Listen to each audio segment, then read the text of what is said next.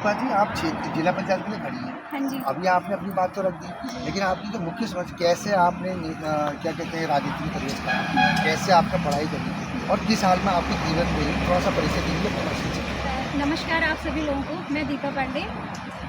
घर मेरा जो घर हुआ मूल निवास जो मायका मेरा हुआ ग्राम बसानी में, और जो मेरा घर है यहाँ पे चारधाम मंदिर पे जयंती ट्रेडर्स करके, वहाँ पर मेरा ससुराल है, मैं वहाँ पर रहती हूँ। बाकी आप लोगों को साथियों में ये बताना चाहती हूँ कि बचपन से सबसे पहले तो अपने होने की शुरुआत बताऊँ। जब मैं हुई, मेरे होने के जस्ट 2 महीने के बाद पापा जी मेरे एक्सपायर हो गए थे, क्योंकि जंगल का एरिया था तो कुछ होता ही है, तो शेर ने उन पे अटैक कर दिया था। दुकान का सामान लेने के लिए आए थे, होता ही है, कोई नहीं, उनकी किस्मत में या मेरी किस्मत में ऐसा होगा, लेकिन ऐसा नहीं है। फिर भी मम्मी ने विषम परिस्थितियों में, मम्मी 19.5 साल की थी उस वक्त मेरी, मम्मी ने बहुत विषम परिस्थितियों में मुझे पाला पोसा बड़ा बनाया, और इतना काबिल बनाया मम्मी ने मुझे, मैंने MMA करा है, इतना काबिल बनाया कि बेटा किसी के आगे झुकना नहीं, हाँ आगे बढ़ना, मेरे सर को उठाना झुकाना नहीं, ठीक है। उनकी बात को मैंने बिल्कुल कायम करते हुए सन 2010 में पांडे जी से मेरी शादी हुई, सुनील पांडे जी से। और जैसे ही सुनील पांडे जी से मेरी शादी हुई, उसके बाद मेरा जीवन में बहुत सारी खुशियाँ आई।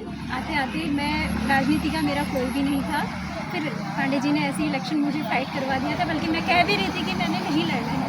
2014 में इलेक्शन फाइट किया था, तो मैं क्षेत्र पंचायत बनी, आप सभी लोगों के अमूल्य बहुमत से बनी। मैं जीतने वाले से, जो मेरे भैया जी थे, उनसे मैं 354 वोटों से बनी। और हाँ, सभी लोगों का मेरा फिर से धन्यवाद। उसके बाद धीरे धीरे होता ही है जीवन में, कई लड़ाइयाँ लड़ी, कुछ लड़ा, और पढ़ाई करने के लिए भी मैं 16 किलोमीटर पैदल आती थी।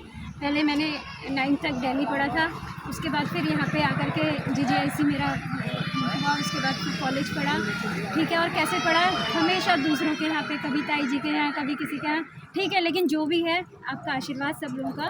उसके बाद ठीक हो गया, क्षेत्र पंचायत सदस्य बन गई, उसके बाद सारी तैयारियाँ हो गई थी। बाकी उसके बाद ये मैंने सोचा कि अपना, मुझे देखिए बेटी, लोग कहते हैं कि बेटा है, हमारा बेटा है। मेरा मानना है कि बेटी किसी से कम नहीं है, कोई बेटा।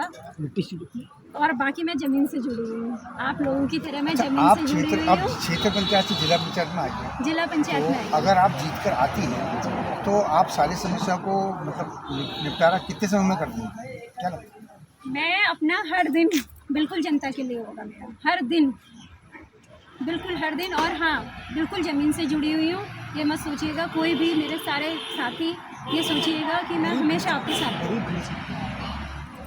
अच्छा, सुना कि आपका पारिवारिक पृष्ठभूमि बड़ी गरीब रही थी, बहुत गरीब रही थी। इसलिए रही थी कि पापा नहीं थे, तो होता ही है। तो अभी भी वही स्थिति? अभी भगवान ने मुझे इस लायक का बना दिया, मैं अपने पैरों पर खड़ी हूँ। बहुत अच्छी नहीं है मेरी पारिवारिक स्थिति, बस कमाते हैं, हर खाने के लिए घर में हो जाता है बस। और लेकिन अभी भी मैं गाय पालती हूँ, अभी भी खेतों में जाती हूँ, अभी भी खेतों में धान लगाती हूँ, गेहूँ लगाती हूँ, हर काम करती हूँ, पानी खुद लगाती हूँ, लड़का हूँ मैं।